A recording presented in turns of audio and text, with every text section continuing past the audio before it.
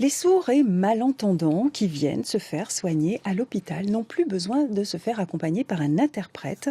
Du moins à l'hôpital public de Marseille, les personnels soignants, on les appelle des signants, sont formés à la langue des signes. C'est également le cas à l'hôpital Édouard Herriot à Lyon. Vous allez le voir tout de suite. Regardez. Vous avez une consultation classique entre un médecin et son patient. Très bien. Il est bien votre bilan de cholestérol. À une différence près, le médecin est accompagné d'une interprète, car Alexandra, la patiente, est sourde.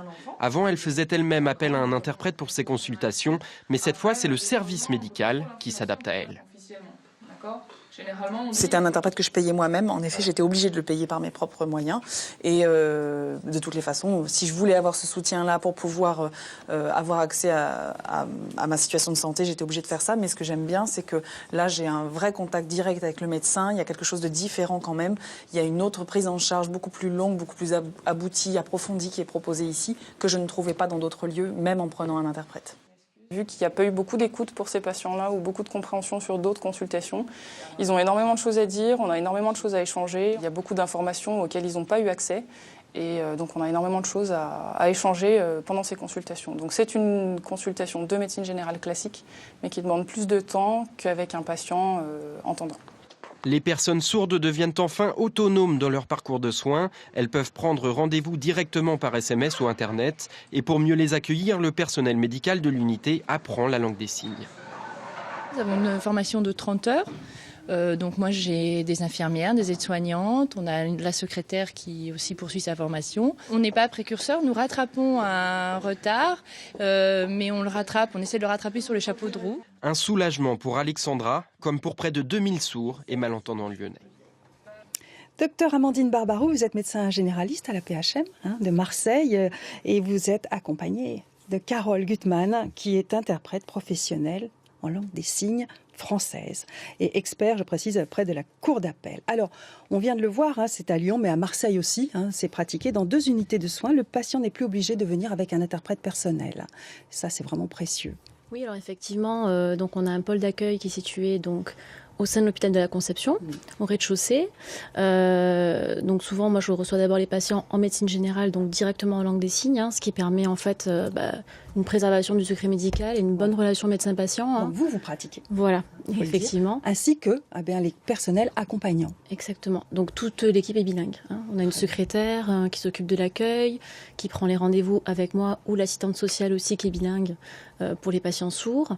Et ensuite, elle prend les rendez-vous, si besoin, auprès des spécialistes sur les 4 hôpitaux de la PHM, où Carole, donc notre interprète, se déplace avec le patient pour traduire toutes les consultations.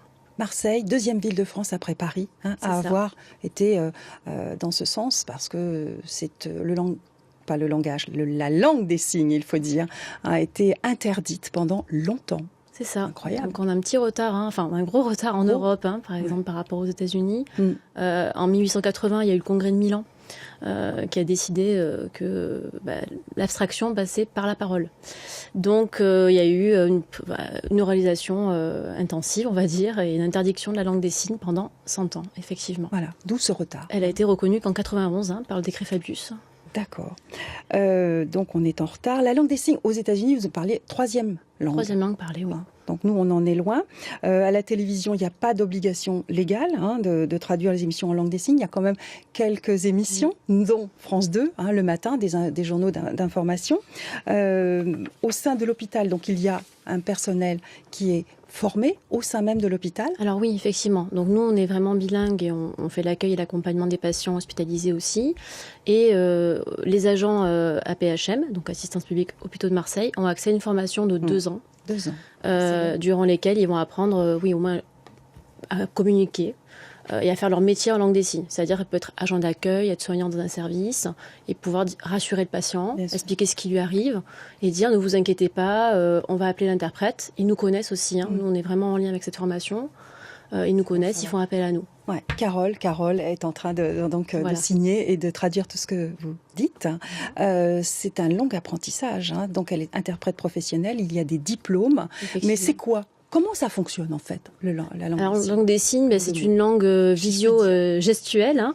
Donc nous, on est habitué aux langues orales, Oui. qui passent par la boucle audio-phonatoire. Donc là, c'est une langue vraiment de l'image. Après, donc vous avez tous les groupes de signes, c'est comme nous, nos groupes de mots, tout le vocabulaire qui est en signes. Et ensuite, la grammaire est plutôt spatiale, parce que c'est une langue de l'espace, effectivement.